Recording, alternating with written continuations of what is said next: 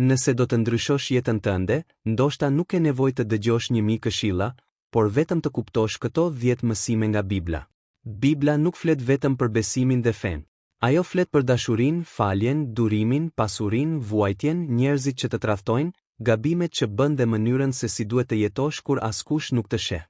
Disa prej këtyre mësimeve janë të thjeshta, por nëse i zbatosh vërtet, mund të ndryshojnë mënyrën se si e shikon jetën. Dhe ndoshta mësimi i fundit është pikërisht ai që të duhet më shumë sot. Këto janë 10 mësimet kryesore nga Bibla që çdo njeri duhet t'i dëgjojë të paktën një herë në jetë. Mësimi i parë, duam të rëtjerë. Një nga mësimet më të fuqishme që përsëritet në Bibël është dashuria. Por jo thjesht dashuria që kemi për njerëzit që na duan. Bibla na sfidon të bëjmë diçka shumë më të vështirë, të duam edhe atë që na ka lënduar. Jezusi e përmbledh këtë mësim në një mënyrë jashtëzakonisht të fuqishme. Njeriu duhet ta dojë të afërmin e tij si veten. Kjo duket e thjeshtë, por mendo për jetën tënde. Sa e lehtë është të duash dikë që të respekton? Shumë e lehtë. Sa e lehtë është të falësh dikë që të ka kërkuar falje? Ndonjëherë e vështirë. Por sa e vështirë është të tregosh mirësi ndaj dikujt që të ka poshtëruar, të ka tradhtuar ose të ka bërë padrejtësi? Aty fillon prova e vërtetë. Sepse dashuria, sipas mësimit biblik, nuk matet vetëm nga mënyra se si sillemi me miqtë tanë. Ajo matet edhe nga mënyra se si sillemi me njerëzit që nuk mund të na japin asgjë në këmbim. Në një botë ku njerëzit shpesh përgjigjen me urrëtie ndaj urrëties, Bibla propozon një rrugë tjetër. Mos lejo që e keqja e dikujt tjetër të kthejë në një njeri të keq. Kjo nuk do të thotë të lejosh dikë të abuzojë apo të vazhdosh të qëndrosh në një marrëdhënie që të shkatëron. Do të thotë të mos e lejosh zemërimin të pushtojë. Mund të largohesh nga dikush dhe përsëri të mos e urrësh. Mund të vendosësh kufi dhe përsëri të falësh. Mund të mos i besosh më dikujt dhe përsëri të mos dëshirosh shkatërimin e tij. Ky është një dallim shumë i rëndësishëm, sepse falja nuk do të thotë gjithmonë të harrosh. Nuk do të thotë të pretendosh se asgjë nuk ka ndodhur. Dhe nuk do të thotë t'i japësh dikujt përsëri mundësinë të lëndojë. Falja mund të nënkuptojë të heqësh nga zemra dëshirën për hakmarrje. Të thuash me vete, ajo që më bëre ishte e gabuar, por nuk do ta lejoj këtë dhimbje të më shndërrojë në një njeri që nuk dua të jem. Ky është një nga mësimet më të fuqishme të dashurisë, sepse urrëtia të lidh me personin që të ka lënduar. Falja të çliron. Mendo për një njeri që të ka bërë keq. Ndoshta një ish-mik, ndoshta një familjar, ndoshta dikush që të ka tradhtuar, ndoshta një person të cilit i ke dhënë besimin tënd dhe ai e ka shkatëruar. Pyete veten, apo e mbaj ende atë person në mendjen time çdo ditë? Nëse po, ndoshta ai person vazhdon të ketë pushtet mbi ty edhe pse nuk është më pjesë e jetës tënde. Këtu vjen një tjetër mësim i madh biblik. Mos u hakmer. Hakmarrja mund të duket e ëmbël për disa momente, por shpesh të mban të lidhur me plagën. Njeriu mund të kalojë vite duke menduar. Një ditë do ta kuptoj çfarë më bëri. Një ditë do të pendohet. Një ditë do të vuaj siç vuajta unë. Por ndërkohë kush po vuan? Ti. Prandaj Bibla e zhvendos vëmendjen nga hakmarrjat e drejtësia, nga urrëtiat e falja dhe nga dëshira për të dëmtuar tjetrin te dëshira për të ruajtur shpirtin tënd. Dhe kjo na çon te një pyetje tjetër. Po kur dikush të urren pa arsye, a duhet të bëhesh si ai? Jo, sepse karakteri yt nuk duhet të përcaktohet nga sjellja e njerëzve të tjerë. Nëse dikush të ofendon dhe ti përgjigjesh me të njëjtën urrëtie, ai person ka ndryshuar diçka brenda teje. Por nëse ti ruan qetësinë, vendos kufit e nevojshëm dhe vazhdon rrugën tënde, atëherë nuk ja ke dorëzuar karakterin tënd. Ky është një mësim që vlen edhe jashtë fesë. Në familje, në punë, në miqësi, në martesë, në çdo marrëdhënie njerëzore. Sepse shumë konflikte nuk fillojnë nga një problem i madh. Fillojnë nga një fjalë, një keqkuptim, një ofendim, një përgjigje e ashpër, dhe pastaj një tjetër përgjigje. Derisa dy njerëz që dikur e donin njëri tjetrin bëhen armiq. Bibla na mëson të ndërpresim këtë zinxhir, jo gjithmonë duke fituar argumentin, por ndonjëherë duke zgjedhur paqen. Sepse të kesh të drejtë nuk do të thotë gjithmonë se duhet të luftosh deri në fund për ta provuar. Ndonjëherë pyetja më e rëndësishme nuk është, a kam të drejtë? Por, çfarë po bëhet me zemrën time? Sepse mund të fitosh një debat dhe të humbasësh një marrëdhënie. Mund të fitosh një konflikt dhe të humbasësh paqen. Mund ta bindësh tjetrin se ai kishte gabim, por të largohesh nga biseda me një zemër plot urrëtie. Dhe çfarë fitove atëherë? Prandaj një nga mësimet më të rëndësishme është: zgjidh dashurinë kur mundesh. Zgjidh faljen kur është e mundur. Dhe kur duhet të largohesh, largohu pa e helmuar zemrën me urrëtie. Ky mësim nuk është i lehtë, por pikërisht sepse nuk është i lehtë ka kaq shumë vlerë. Mësimi i dytë, një tjetër temë qendrore e Biblës është falja. Njerëzit shpesh thonë, unë mund të fal, por nuk mund të harroj. Dhe kjo është njerëzore, sepse plagët nuk zhduken vetëm sepse vendosim t'i harrojmë, por falja nuk ka gjithmonë të bëjë me kujtesën. Ka të bëjë me atë që vendos të bësh me dhimbjen. Mund ta kujtosh atë që ndodhi pa jetuar për gjithmonë brenda saj. Mund të mësosh nga gabimi pa e lejuar atë të përcaktojë të ardhmen tënde. Mund të thuash, po, më lëndove, por unë nuk do ta ndërtoj gjithë jetën time rreth asaj dhimbjeje. Kjo është forcë. Dhe ndoshta një nga gjërat më të vështira është të falësh veten, sepse disa njerëz kalojnë vite duke dënuar veten për një gabim që kanë bërë, një vendim të gabuar, një marrëdhënie të gabuar, një mundësi të humbur, një fjalë që nuk duhet ta kishin thënë, një veprim për të cilin pendohen. Por Bibla përcjell vazhdimisht idenë se pendimi mund të pasohet nga një fillim i ri. E kaluara mund të jetë pjesë e historisë tënde, por nuk duhet të jetë domosdoshmërisht fundi i saj. Ndoshta ke bërë gabime, ndoshta ke humbur vite, ndoshta ke marrë vendime që sot do t'i merrje ndryshe. Por pyetja është, çfarë do të bësh me ditën që ke përpara? Sepse e djeshmja nuk mund të ndryshohet, por e nesërmja mund të ndërtohet. Dhe ky është një nga mesazhet më shpresëdhënëse të besimit. Rrëzimi nuk do të thotë fundi. Ndonjëherë duhet të biesh për të kuptuar se ku po shkoje. Duhet të humbasësh diçka për të kuptuar vlerën e asaj që kishe. Duhet të përballesh me pasojat e një gabimi për të mësuar të mos e përsërisësh. Por mos e ngatëro pendimin me dëshpërimin. Pendimi thot, kam gabuar dhe dua të ndryshoj. Dëshpërimi thot, kam gabuar dhe nuk mund të ndryshoj më. Bibla jep njeriu shpresë pikërisht sepse beson se ndryshimi është i mundur. Dhe kjo është diçka që mund ta mbash me vete çdo ditë. Nëse sot ke bërë një gabim, mos e përdor atë si arsye për të shkatëruar të gjithë të nesërmen. Pranoje, mëso prej tij, kërko falje nëse duhet, ndrysho sjelljen dhe vazhdo përpara. Sepse ndonjëherë mësimi më i madh nuk është të mos rrëzohesh kurrë, është të dish si të ngrihesh përsëri. Dhe pikërisht këtu fillon mësimi i tretë. Mësimi i tretë është u dorëzohë vuajtje. Jeta nuk i premton askujt se do të jetë gjithmonë e lehtë. Do të ketë ditë kur gjithçka shkon mirë, por do të ketë edhe ditë kur duket sikur çdo derë është mbyllur. Do të humbasësh njerëz. Do të përballesh me zhgënjime. Do të dështosh. Ndonjëherë do të bësh gjithçka siç duhet dhe përsëri gjërat nuk do të shkojnë sipas planit.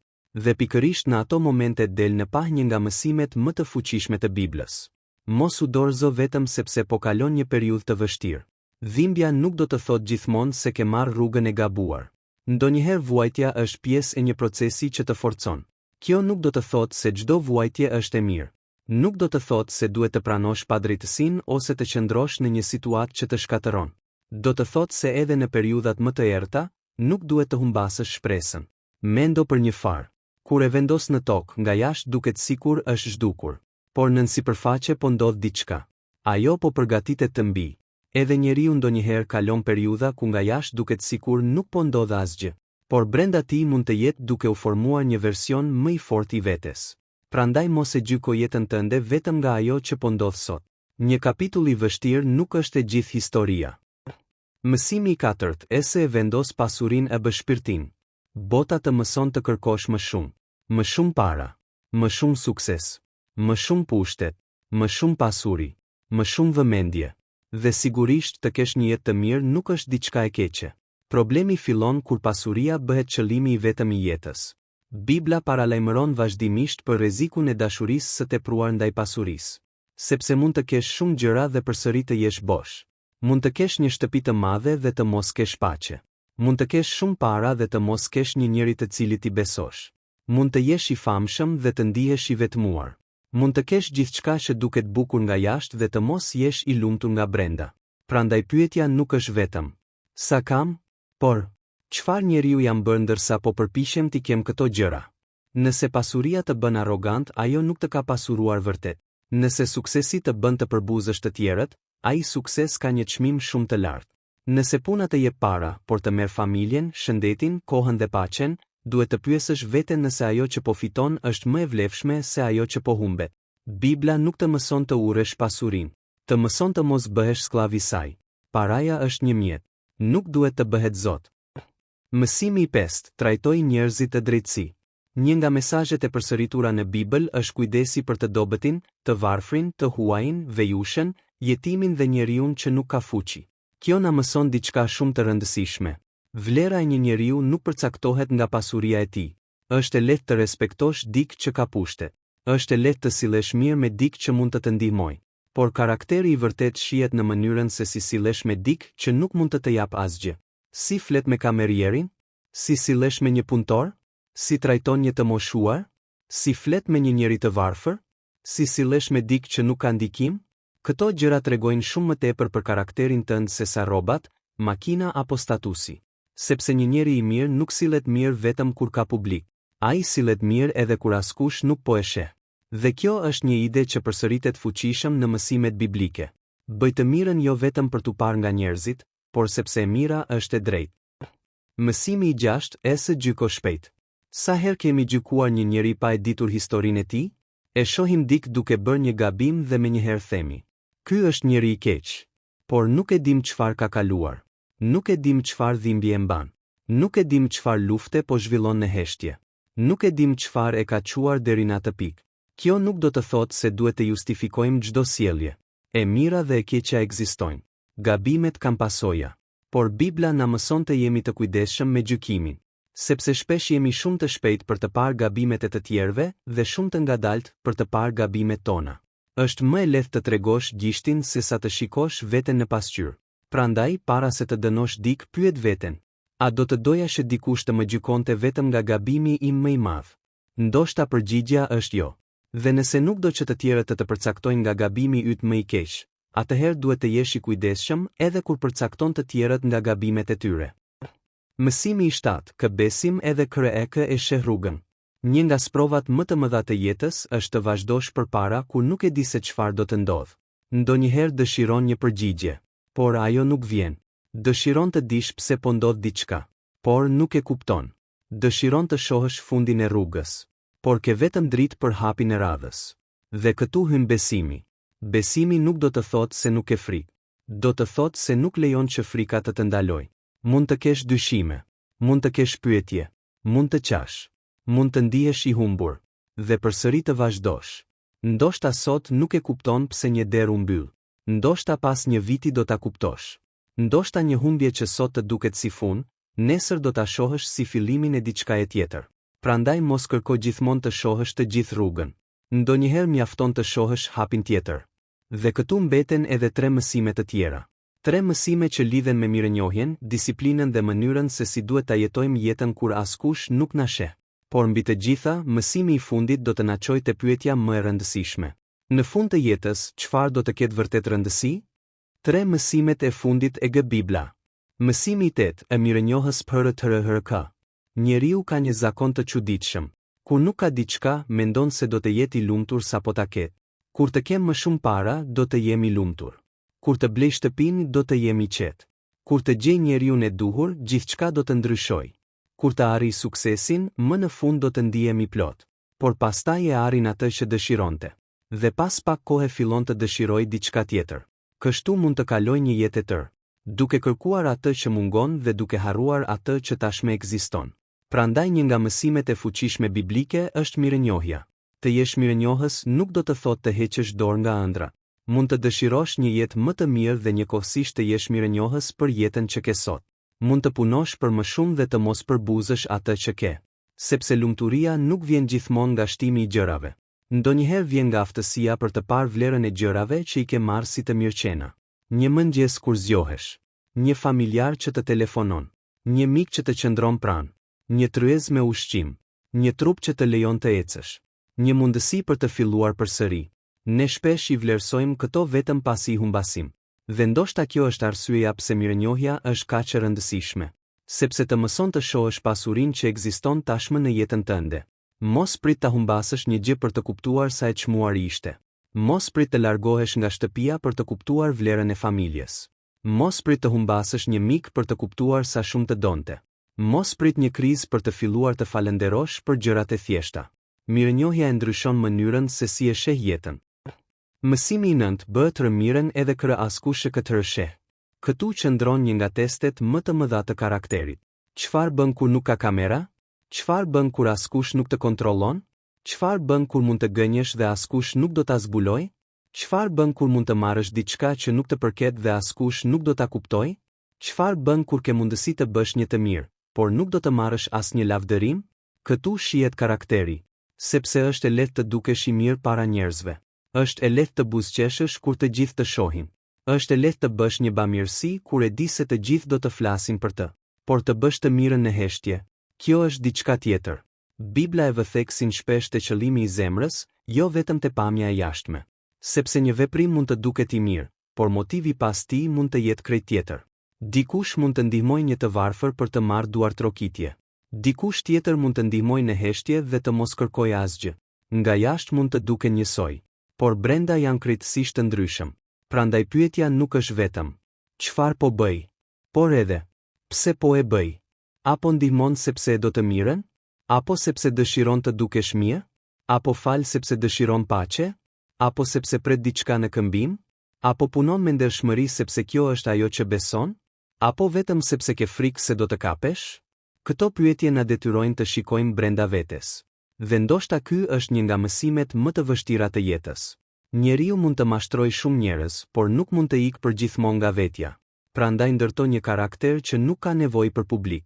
Bëj të mirën edhe kur askush nuk të sheh. Mbaj fjalën edhe kur askush nuk të kontrollon.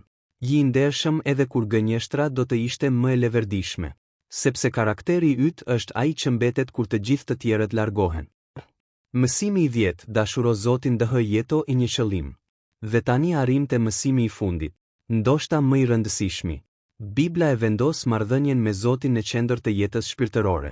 Por çfarë do të thotë kjo në jetën e përditshme? Do të thotë të mos jetosh vetëm për atë që mund të shohësh. Jo vetëm për para. Jo vetëm për status. Jo vetëm për duartrokitjet e njerëzve. Jo vetëm për kënaqësinë e momentit. Sepse një ditë të gjitha këto mund të ndryshojnë. Parat mund të humbasin. Fama mund të zhduket. Bukuria ndryshon. Pozita humbet. Njerëzit largohen. Por mënyra se si ke jetuar dhe gjurmët që ke lënë të tjerët kanë një peshë shumë më të madhe. Prandaj Bibla të fton të jetosh me një qëllim më të lartë. Të duash, të falësh, të ndihmosh, të jesh i drejtë, të jesh i mëshirshëm, të kujdesesh për të dobëtin, të mos e shesësh shpirtin për pasuri, të mos e humbasësh veten për miratimin e njerëzve, dhe mbi të gjitha të ndërtosh një marrëdhënie me Zotin. Sepse mund të kalosh gjithë jetën duke ndjekur gjëra dhe në fund të kuptosh se nuk ke ndjekur atë që kishte vërtet rëndësi. Mund të kesh një shtëpi të madhe, por një zemër të zbrazët. Mund të kesh një llogari bankare të madhe, por asnjë paqe. Mund të kesh mijëra ndjekës dhe të mos kesh asnjë njeri që të njeh vërtet. Prandaj ndalo ndonjëherë. Largohu nga zhurma. Mbyll telefonin. Mos dëgjo çfarë thot interneti. Mos krahaso jetën tënde me jetën e njerëzve të tjerë. Dhe pyete veten, për çfarë po jetoj? Nëse përgjigjja është vetëm për të fituar më shumë, ndoshta duhet të mendosh përsëri. Nëse përgjigjja është vetëm që të më admirojnë, ndoshta je duke ndjekur diçka që nuk do të të mbush kurrë. Por nëse dëshiron të jetosh një jetë me dashuri, besim, drejtësi, falje dhe kuptim, atëherë ke filluar të kërkosh diçka më të madhe se vetja. 10 mësimet PKFA. 1.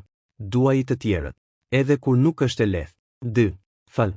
Mos lejo që e kaluara të burgos. 3. Mos u dorëzo në vuajtje. Një kapitull i vështirë nuk është fundi i historisë. 4. Mos e vendos pasurinë mbi shpirtin. Paraja është mjet, jo qëllimi i jetës. 5. Trajtoj njerëzit me drejtësi. Karakteri shihet nga mënyra se si sillesh me të dobëtin.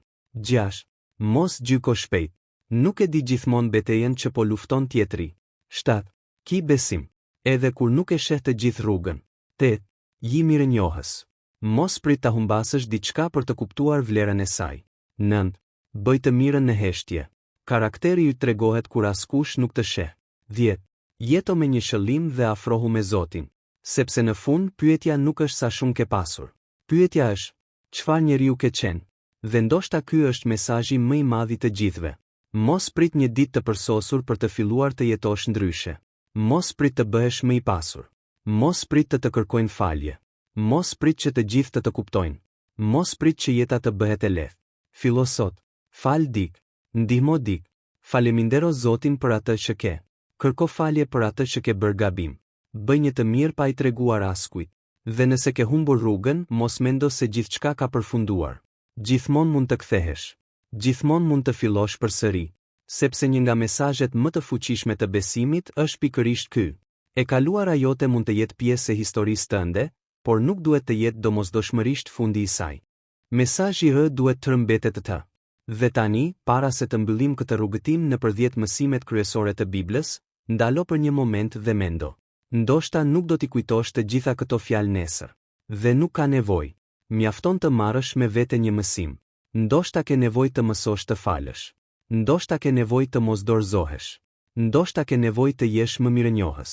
Ndoshta ke nevojë të largohesh nga etja për pasuri dhe të kërkosh më shumë paqe. Ose ndoshta, pas shumë kohësh, ke nevojë të kthehesh te Zoti. Sepse jeta është shumë e shkurtër për ta kaluar duke mbajtur urrëtie. Shumë e shkurtër për të jetuar vetëm për parat.